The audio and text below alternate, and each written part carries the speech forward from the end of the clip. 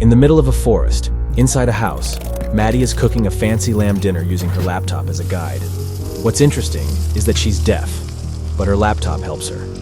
While she's tasting her cooking, her neighbor Sarah messages her, asking to visit. Maddie sees Sarah walking towards her house, and they communicate using sign language. Sarah is curious about how Maddie comes up with her writing, and Maddie explains it's like a writer's brain, which, as her mom says, makes her imagine all kinds of different stories. But suddenly, a super loud noise startles them. They rush back inside, and it turns out that the oven's smoking like crazy, setting off the fire alarm. Maddie apologizes for the noisy alarm, but explains that she needs it because she can feel the vibrations to wake up. Before Sarah leaves, Maddie gives her a copy of her book. Later that night, Maddie is alone in her living room, trying to finish her manuscript. Frustrated, she takes a break to clean her messy kitchen. Suddenly, her friend Sarah rushes to Maddie's kitchen door, screaming and crying for help. Maddie can't see her because she's deaf and busy cleaning, but then, a terrifying turn of events occurs. An intruder in a ski hat and white mask stabs Sarah, who had been desperately trying to get in. Maddie remains unaware as the intruder attempts to get her attention by knocking on the door. While Maddie continues her work, the intruder sneaks inside with an arrow in hand. Just as he's about to attack, Maddie's sister Alex calls her on video. The intruder seizes Maddie's phone and hides it. Alex asks about Maddie's book, and they chat about her returning to the city, which Maddie isn't keen on. During their conversation, Alex gets spooked, thinking she saw something behind Maddie. But Maddie calms her down, thinking it's just their cat. Maddie tries to call the cat by rattling its bowl, but it's nowhere to be found. She dismisses it, leaves the bowl by the open door, and gets back to writing. Unexpectedly, Maddie receives a message on her laptop from her own phone. Confused, she opens it to discover a set of pictures from her video call with her sister.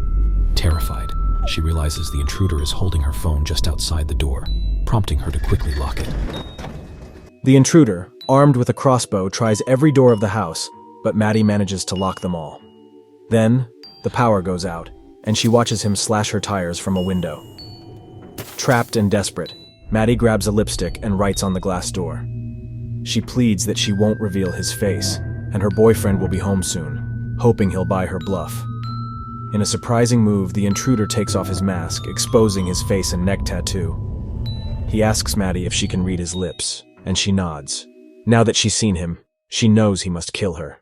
In fear, Maddie rushes back to her kitchen, grabs a knife, and secures her bedroom's door and windows. She huddles in one corner, trembling and crying.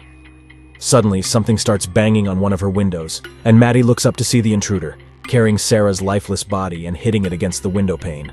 Overwhelmed with shock and grief, Maddie drops her knife and backs away, crying at the horrific sight of her dead friend.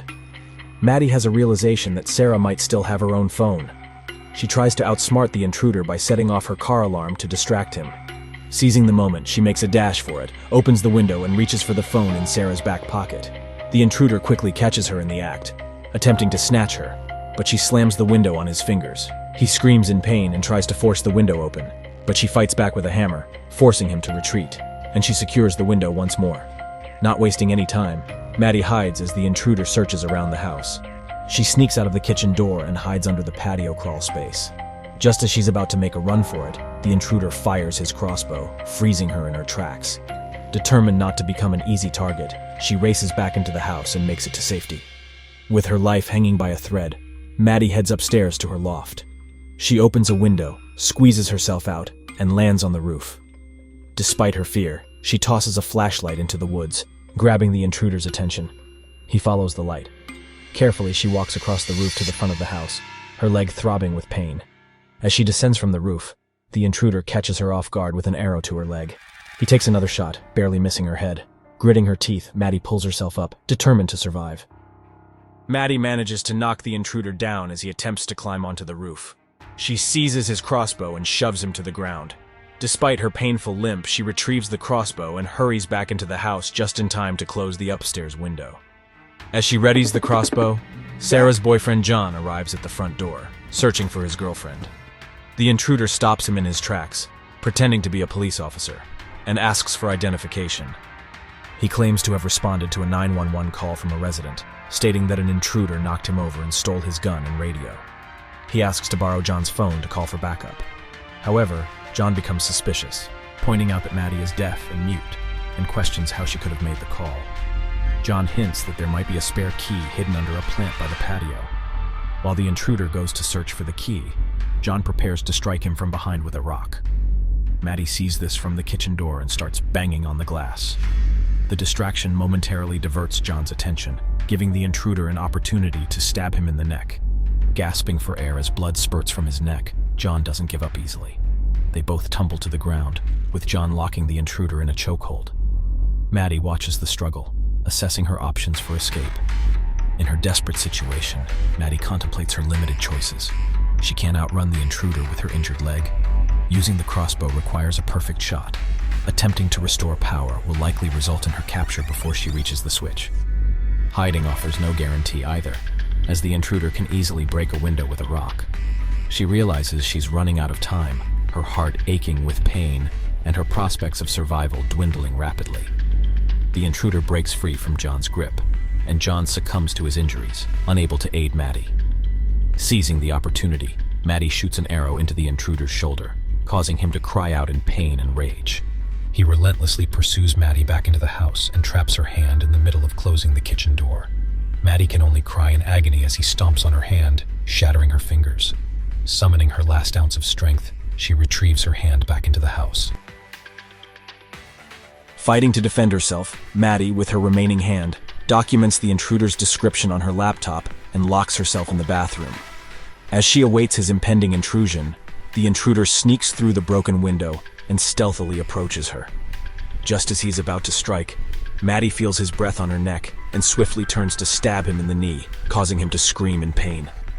Despite her injuries, Maddie manages to retreat to the kitchen, where she collapses beside a cabinet, her life hanging by a thread. The intruder closes in, launching a brutal assault. Maddie's life flashes before her eyes as her heartbeat slows. In her final moments, she reaches for a wine opener with her last bit of strength and delivers a powerful blow, stabbing the intruder in the neck. He releases his grip on her as he chokes on his own blood and falls to the floor beside her. Gasping for air, Maddie swiftly reaches for the phone in the intruder's pocket and dials 911, seizing her chance to escape. She takes one last look at the lifeless intruder and slowly moves to the patio, where she sits beside her cat. As she pets her furry companion, she sees flashing police lights in the distance. Closing her eyes, she sighs with relief. She has survived, emerging victorious.